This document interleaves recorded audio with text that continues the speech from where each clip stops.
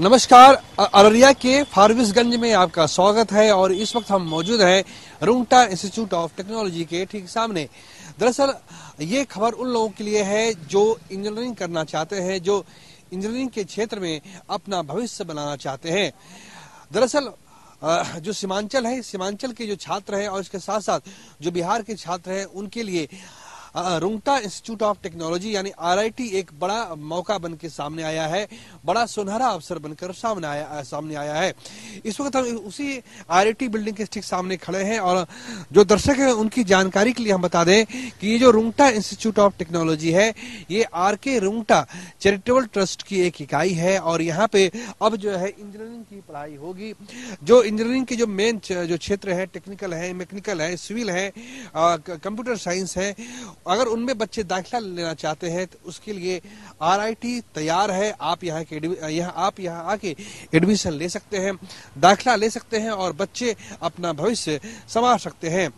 कुछ लोग इस वक्त हमारे साथ मौजूद हैं जो आरआईटी से जुड़े हुए हैं। हम उससे बात करेंगे कि आखिर बच्चों को आरआईटी में एडमिशन क्यों लेना चाहिए, उनके लिए क्या अवसर है, क्या मौके हैं, और जब वो यहाँ से 4 साल के कोर्स पूरा करते हैं, 6 साल के कोर्स पूरा करते हैं, तो उनके बाद आगे उनके लिए कितना बड़ा अवसर है।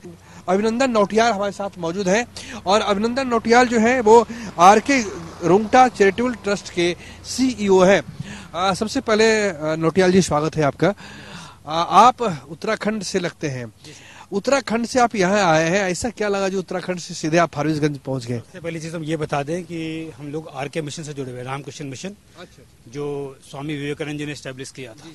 तो उन्हीं के संपर्क में मेरा संपर्क हुआ फिर प्रधान सर से। इनके बारे में मैंने काफी चीज सुनी थी। कितने सालों से है, कितने महीने से यहाँ पे हैं? सर के साथ में भी 3 साल हो चुके हैं। 3 साल से आप यहाँ फारबिसगंज में रह रहे हैं? अररिया में सर, अररिया में। ये बताइए कि अगर नए सत्र में बच्चे अगर एडमिशन लेना चाहते हैं तो उनके लिए क्या खास सुविधा रहेगी, किस तरह के कोर्स आप उन्हें उपलब्ध कराए जा रहे हैं? सर सबसे पहली चीज तो ये बता दें आपको कि हम लोग जो शिक्षा देंगे वो कोरी शिक्षा नहीं होगी। कोरी शिक्षा मतलब कि बच्चों ने पढ़ा उसका रोजगार ही नहीं है। हमारी जो भी शिक्षा होगी वो रोजगार परक होगी। ठीक, इसीलिए हम अपना जो कैरिकुलम में सिलेबस रखेंगे वो बिल्कुल अपडेटेड रखेंगे, ताकि बच्चे बदलते हुए समाज के साथ और बदलते हुए जो जरूरतें हैं इंडस्ट्रीज की, उसकी तरीके से पढ़ाई करें, ताकि वो यहाँ से जब डिग्री हासिल करें तो घर ना जाए, सीधे अपनी नौकरी पे जाए।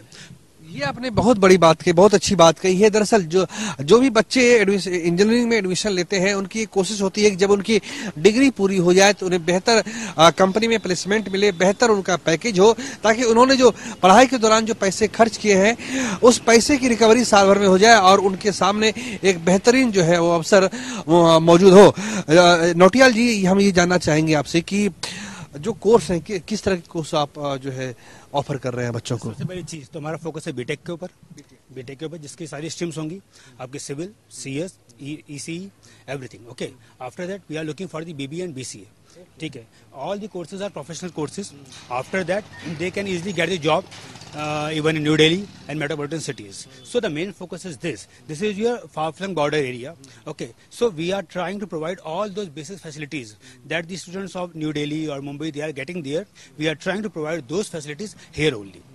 इससे क्या होगा कि बच्चों को पता लग जाएगा कि बदलता हुआ जो सिनेरियो है उनको किस तरीके से अपने आप को ढालना है, क्योंकि ये जो हम खोलने जा रहे हैं ये एकेडमी टाइप की है। यहाँ पे बच्चों को उस तरीके से तैयार किया जाएगा ताकि बच्चे आने वाले जो प्रतिस्पर्धा हैं उसमें अपने आप को प्रेजेंट कर सकें और उसमें नौकरी हासिल कर सकें। आपने ये कहा कि जो बीबीए है, बीसीए है, यानी आप यहाँ पे जो इंजीनियरिंग की पढ़ाई है उसके साथ साथ मैनेजमेंट की भी पढ़ाई होगी, तो कितनी सीटें आपको एलोकेट की गई हैं जैसे बीबीए या बीसीए की? Right now we are looking for 60 seats. 60 seat? Yes. ये अच्छी बात है कि अगर आप एक ही छत के नीचे जो इंजीनियरिंग के छात्र हैं, जो प्रौद्योगिकी के छात्र हैं, वो इंजीनियरिंग की पढ़ाई करना चाहेंगे तो इंजीनियरिंग की पढ़ाई करेंगे, और जो मैनेजमेंट की पढ़ाई करना चाहेंगे उनके लिए मैनेजमेंट की पढ़ाई उपलब्ध होगी। सबसे बड़ी खासियत ये है कि अगर आप दिल्ली, मुंबई, चेन्नई, हैदराबाद, बेंगलुरु जाते हैं तो वहाँ पे मेंटेनेंस कॉस्ट काफ़ी ज़्यादा होता है।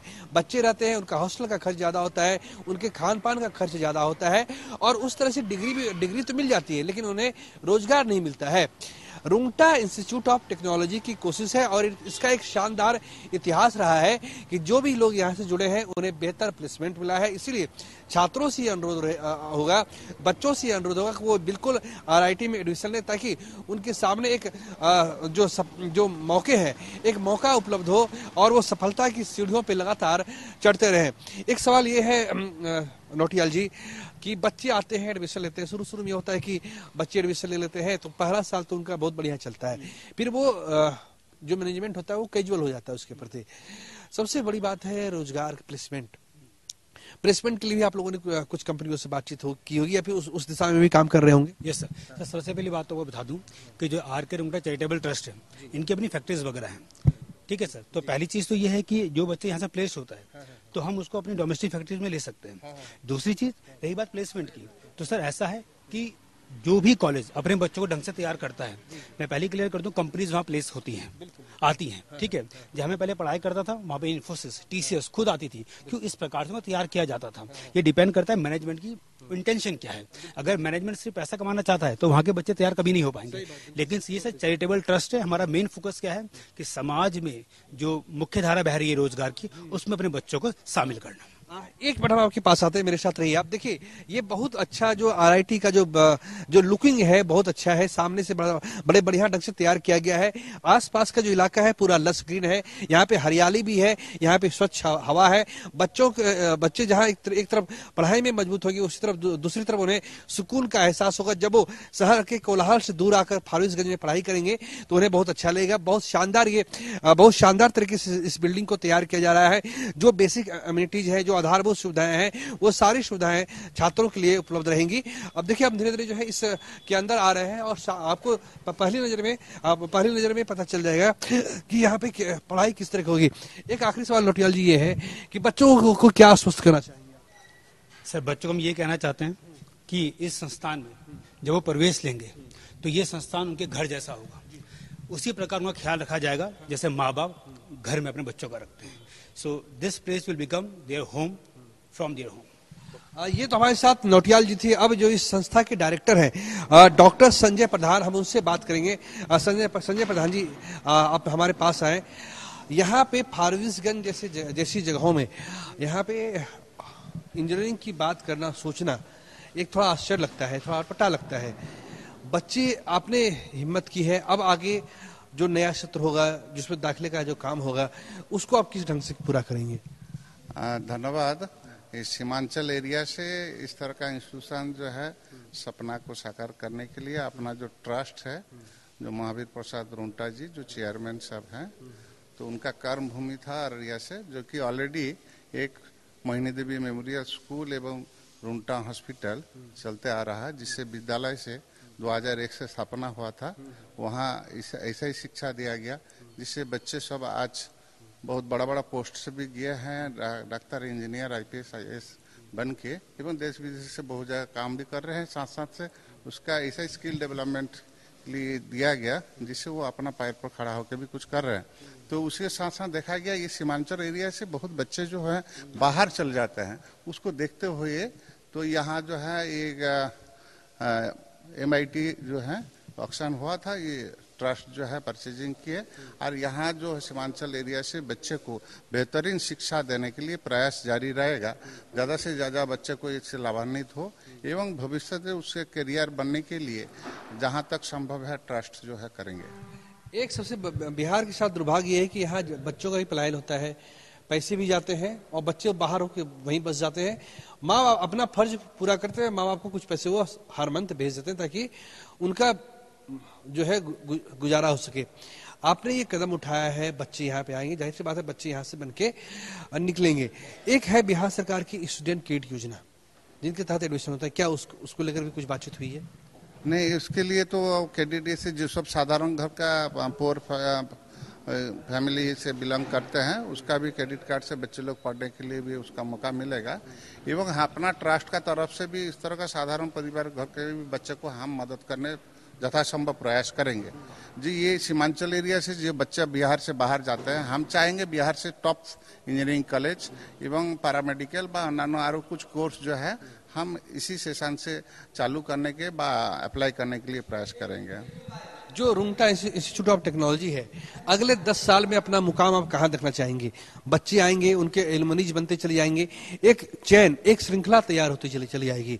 अगर जो यहाँ पे पहले बैच के बच्चे होंगे या दूसरे बैच के बच्चे होंगे, जब बेहतर प्लेसमेंट होता जाएगा तो आपको भी आसानी होगी ताकि दूसरी कंपनियों से कोलैबोरेशन करने में। अगला 10 साल से तो हम चाहेंगे फिर बिहार नहीं आरो अदर स्टेट्स भी यहाँ आके हो। फर्स्ट तो हम अपना सीमांचल एरिया को इतना कवर करेंगे जिससे बच्चे लाभान्वित होंगे। वही बच्चे फिर बिहार से भी, बाहर से, यूपी, राजस्थान, जहाँ से भी हो बच्चे सब यहाँ आके वो करेंगे। एवं ये जो ट्रस्ट परिवार है बहुत बड़ा ये है रुंगटा परिवार, उनका भी जहाँ डिपार्टमेंट है बहुत सारा, तो फैकल्टीज के लिए कोई दिक्कत नहीं आएगा फ्यूचर के लिए। ये सब सुविधा बहुत आगे की बच्चे के लिए बहुत उज्जवल भविष्य है, लाभान्वित भी होंगे इससे। फारबिसगंज में बहुत ही बेहतरीन खूबसूरत लोकेशन में आप बहुत ही बेहतरीन खूबसूरत लोकेशन में आपने ये बनाया है। क्या खासियत रहेगी इस बिल्डिंग की, कुछ नया बता सकते? इस बिल्डिंग जो है जो भी पपार ये से ही बना गया है नक्शा से, किंतु मेंटेनेंस जो है हम लोग तो अभी इसका अधिग्रहण किए हैं, उसको सुंदर तरीका से और जहाँ कमियां हैं उसको हम तैयारी करेंगे। किंतु फिर बच्चे को जो पढ़ने की जो सुविधा है उस सुविधा अनुसार सारी कुछ यहाँ व्यवस्थित है।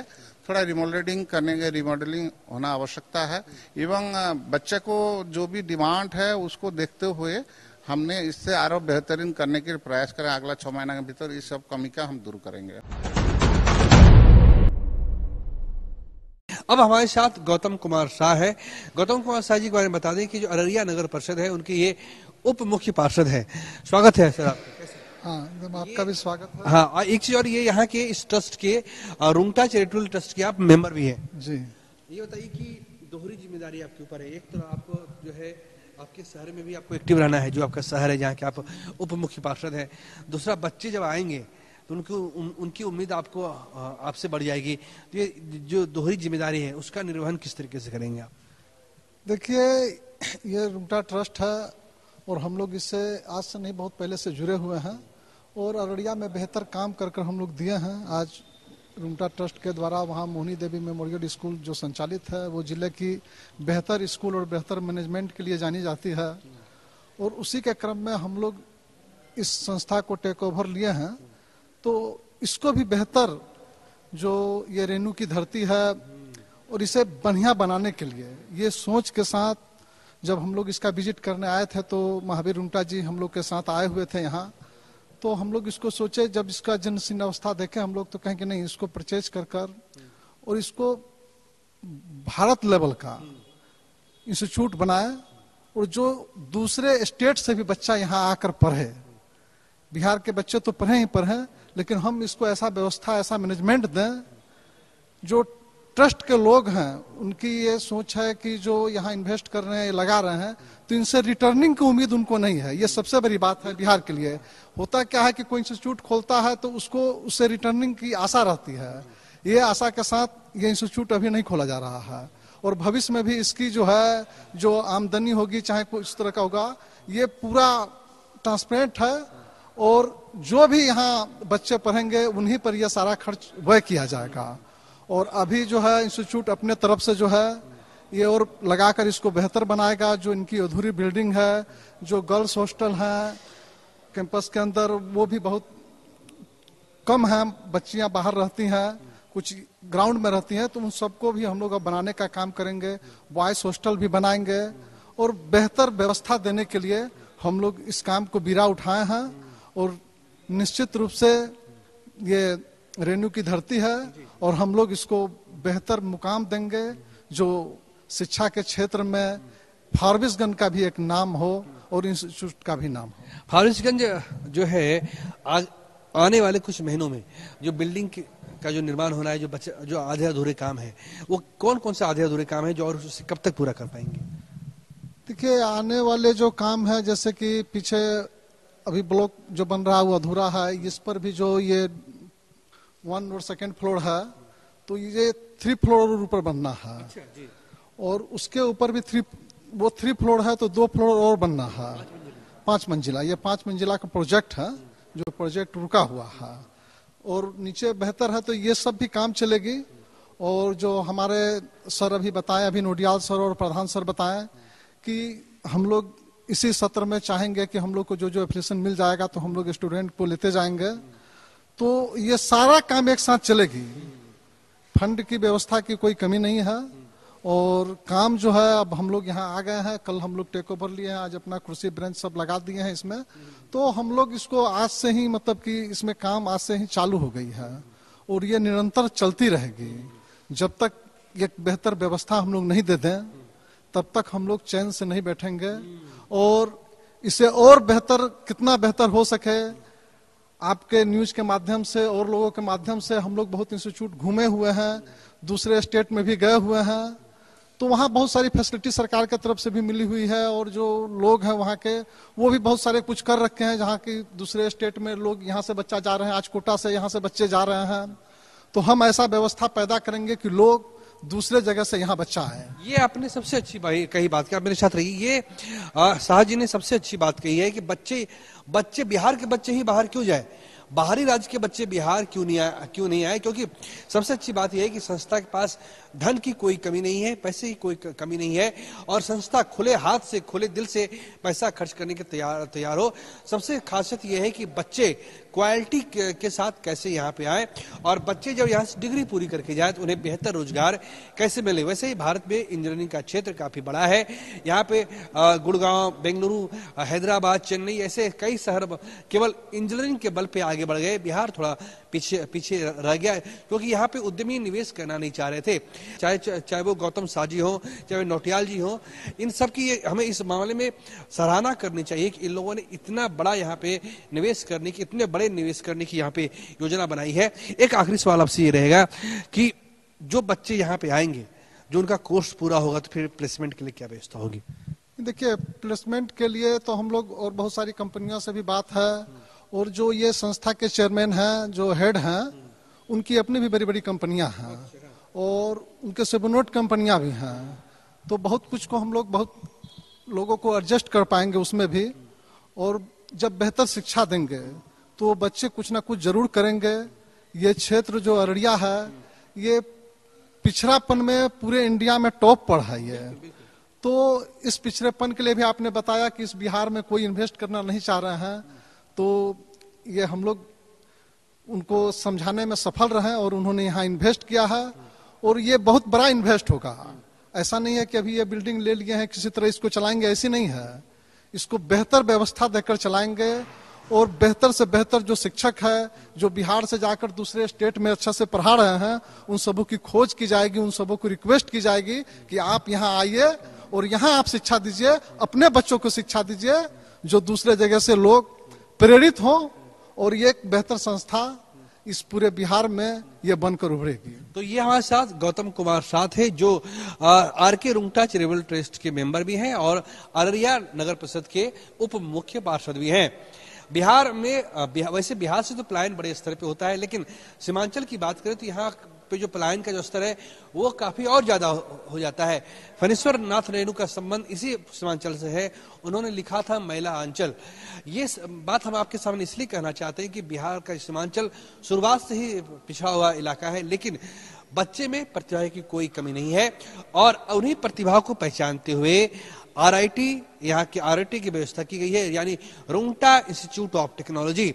ध्यान से सुनिए, अगर आपके बच्चे इंजीनियरिंग में अपना करियर बनाना चाहते हैं तो उन्हें आरआईटी में दाखिला लेना चाहिए, ताकि आपको बिहार में रह के ही ना आप घर से दूर रहेंगे, आपकी पढ़ाई यहाँ पे पूरी होगी, यहाँ पे खान पान की सुविधा काफी अच्छी होगी और मेंटेनेंस कॉस्ट भी आपको ज्यादा नहीं लगेगा, क्योंकि अगर दिल्ली, मुंबई, चेन्नई, बेंगलुरु जाते हैं, हैदराबाद जाते हैं तो वहाँ पे मेंटेनेंस कॉस्ट काफी ज्यादा होता है। लेकिन यहाँ पे इन्होंने दावा किया है और इन्होंने वादा किया है कि बेहतर कंपनियां प्लेसमेंट के लिए आएंगी और यहाँ पे मेंटेनेंस कॉस्ट भी काफी एवरेज रहेगा। तो हम एक बेहतर भविष्य की उम्मीद करते हैं और ये आशा करते हैं कि Rungta institute of technology Seemanchal ही नहीं बल्कि पूरे बिहार और पूरे भारतवर्ष के आकर्षण का केंद्र होगा और बड़ी संख्या में वैसे बच्चे जो इंजीनियरिंग में दाखिला लेना चाहते हैं वो आरआईटी में आके दाखिला लेंगे और बेहतर प्लेसमेंट के साथ अपना भविष्य बनाएंगे। कैमरा पर्सन राजेश के साथ प्रीतम कुमार, कशिश न्यूज, फारबिसगंज, अररिया।